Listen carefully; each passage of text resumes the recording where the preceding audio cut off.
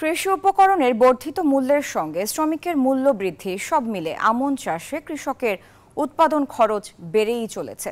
কুষ্টিয়ার মৌসুমের শুরুতে পর্যাপ্ত বৃষ্টি না হওয়ায় অনেক কৃষক সেচ দিয়ে আমনের চারা রোপণ করেছেন। এছাড়া সার, কীটনাশক, বীজ সহ বিভিন্ন উপকরণের মূল্য এখনও কমায়নি নতুন সরকার। তার উপর নতুন করে বেড়েছে কৃষি শ্রমিকের মজুরি। এসব কারণে আমন চাষে যে পরিমাণ উৎপাদন খরচ, তাতে ভালো ফলন ও ভালো দাম না পেলে লাভ না পাওয়ার আশঙ্কা কৃষকদের। দর্শক, যেমনটি বলছিলাম, কুষ্টিয়ায় আমন ধানের উৎপাদন খরচ বাড়ায় ক্ষতির আশঙ্কা করছে কৃষক। এ নিয়ে আরও জানাতে যুক্ত হচ্ছেন সহকর্মী জাহিদুজ্জামান জাহিদ। জাহিদ, কৃষি কোন কোন উপকরণের দাম বাড়তি রয়েছে?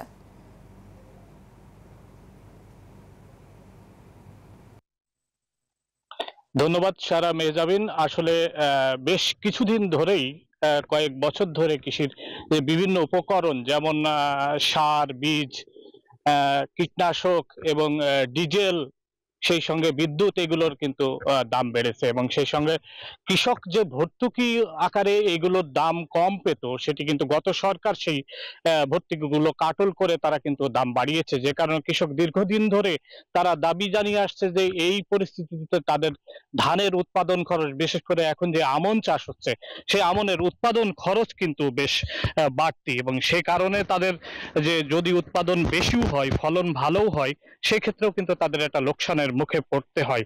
মানে যে যে হারে লাভ তাদের হওয়ার কথা, সেই লাভ কিন্তু তারা পান না। তারা আশা করেন যে এই উপকরণের দামগুলো যদি কমানো যায় এবং তাহলে তারা কিন্তু আরো বেশি লাভবান হতে পারবেন।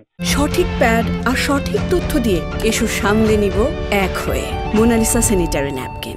এই পরিস্থিতিতে আমি কৃষি কর্মকর্তা, কুষ্টিয়ার উপপরিচালক সুফি রফিকুজ্জামান, তার সঙ্গে কথা বলেছি। তিনি বলেছেন যে বিশেষ করে সাম্প্রতিক সময়ে যে কৃষি শ্রমিকের মূল্য বেড়েছে, সেই ক্ষেত্রে তিনি কৃষিকে যান্ত্রিকীকরণের কথা বলেছেন এবং যন্ত্রের ব্যবহার বাড়ানোর কথা বলেছেন। আর তিনি আশা করেছেন যে কৃষিতে যদি এবার আমন যেমন ভালো হয়েছে, নতুন নতুন জাত ইন্ট্রোডিউস করা হয়েছে, সেক্ষেত্রে যদি আরো ভালো একটি ফলন হয়, তাহলে কৃষকরা যে আশঙ্কা করছেন সেই আশঙ্কা থাকবে না, তারা আসলে লাভবান হবে।